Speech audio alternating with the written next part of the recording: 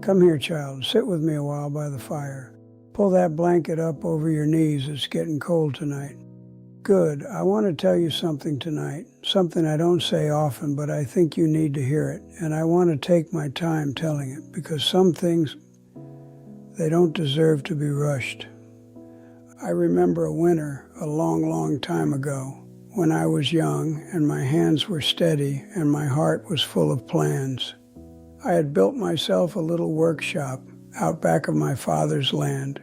Just a wooden shed, really, with a stove that smoked too much and a roof that leaked when the snow melted wrong. But it was mine. And in that shed, I made furniture, chairs, tables, little wooden boxes for keepsakes. I thought, this is it. This is how I'm going to build a life. And child, it fell apart, not all at once, slowly, the way most hard things do. Orders stopped coming. The wood I bought sat unused, gathering dust in the corner. I'd stay up past midnight, carving by lamplight, telling myself, tomorrow it'll turn around. But tomorrow kept arriving looking just like today. There was a night, I remember it clear as anything, when the frost was so heavy on the windows I couldn't see the moon, and I sat on the floor of that little shed, surrounded by half-finished chairs, and I thought, maybe I'm not the man I believed I was. Maybe this dream was never meant for hands like mine. I want you to remember that feeling, sweetheart, not because I want you sad, but because I want you to know. Your grandfather has sat exactly where you're sitting now, in the dark, wondering if it was all for nothing. Let me tell you what that winter actually looked like, child, because I think the details matter. I was, maybe your father's age at the time, younger than I feel telling you this now. I'd wake before sunrise, and the first thing I'd do was check the mail, hoping for an order, any order. Most days there was nothing, just bills and silence and the sound of my own breathing in that cold little room. I started to dread the mornings. Can you imagine that, child? Dreading the very thing you used to love most in the world. I'd walk past the shed some days and not even go in. I'd just stand there, hands in my pockets, staring at the door like it belonged to someone else's life. That's what despair does, sweetheart. It doesn't always look like crying and shouting. Sometimes it just looks like standing very still, very far away from the thing you used to run toward. But here's what I learned, and it took me years to understand it, so let it settle slow. A tree doesn't grow strong because the weather was kind to it. No, it grows strong because the wind kept pushing year after year, and the tree kept leaning into it instead of breaking. You go out into the forest sometime and look at the oldest, sturdiest trees. They're never the straightest ones. They're bent and twisted and scarred along the trunk. That's not damage, child. That's history. That's proof of every storm it refused to let win. I think we misunderstand suffering, most of us. We think it's punishment. We think if life is hard, we must be doing something wrong. But I've come to believe hardship is just the shape love takes when it's trying to make you stronger than you are right now. It doesn't feel like love in the moment. I know that. It felt like abandonment to me, that winter in the shed. But looking back with these old eyes, I see now it was carving me into someone who could survive far more than I thought I could. So what did I do that night on the floor, surrounded by broken plans? I didn't have some grand answer. I didn't stand up and declare I'd conquer the world. No, my dear.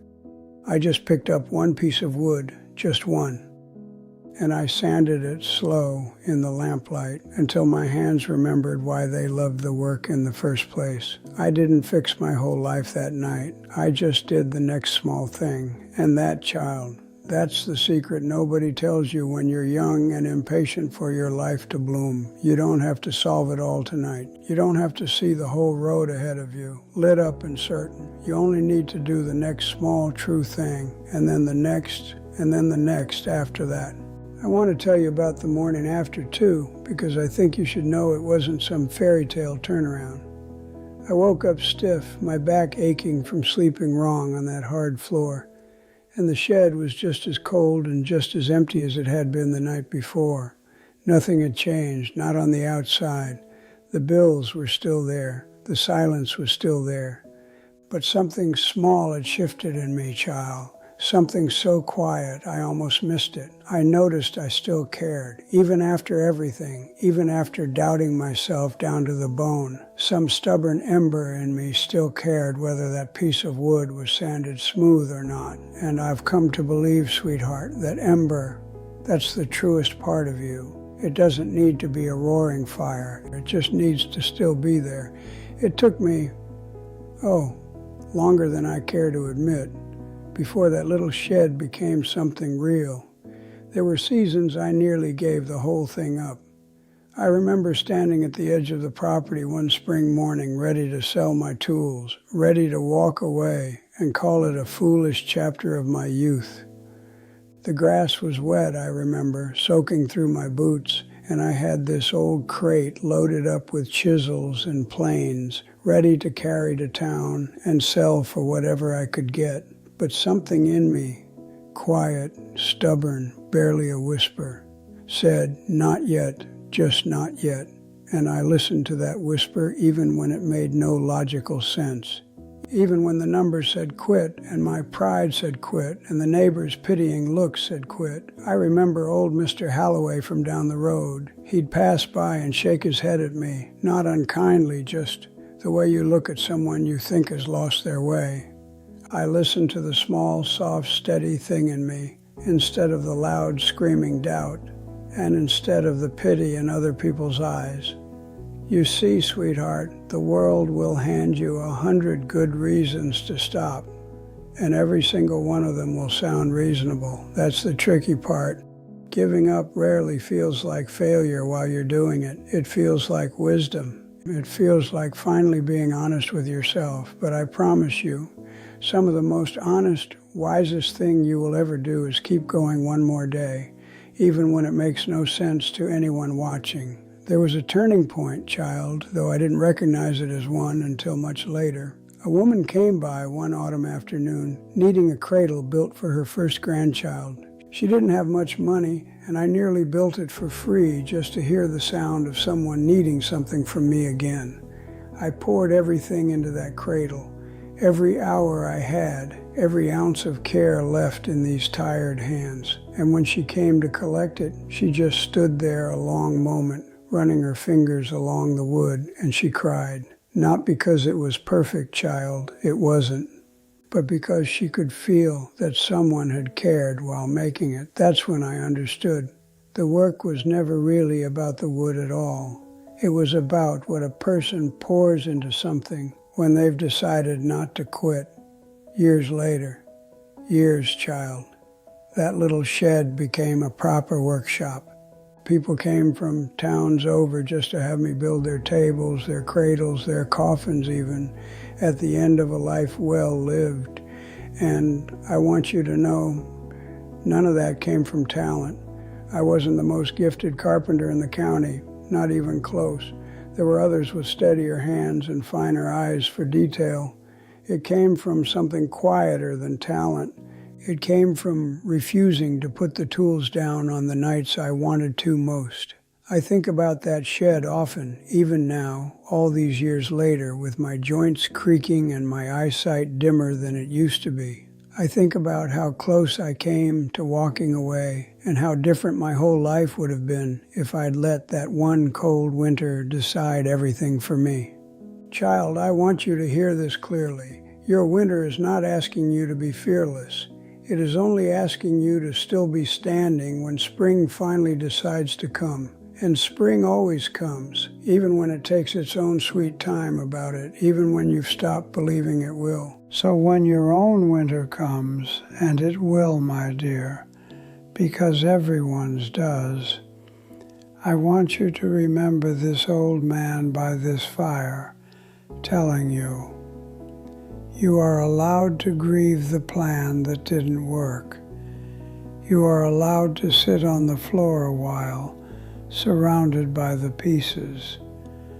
Nobody is asking you to leap up and smile through it.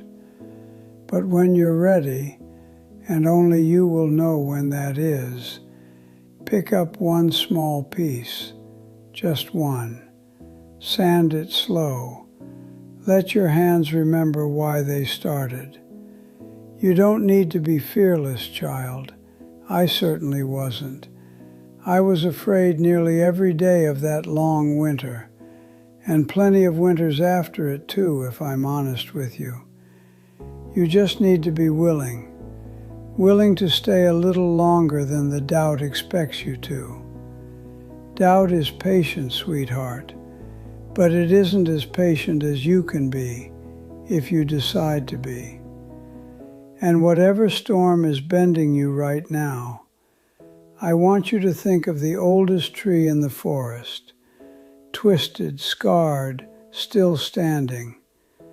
That will be you one day, sweetheart, bent by everything you've survived, and more beautiful for it than you could ever imagine tonight, sitting here with me by this fire, feeling like the weight of it all might never lift. It will lift, child. Maybe not tonight, maybe not even this season, but it will lift the way mine did, slow and quiet, one small piece of wood at a time.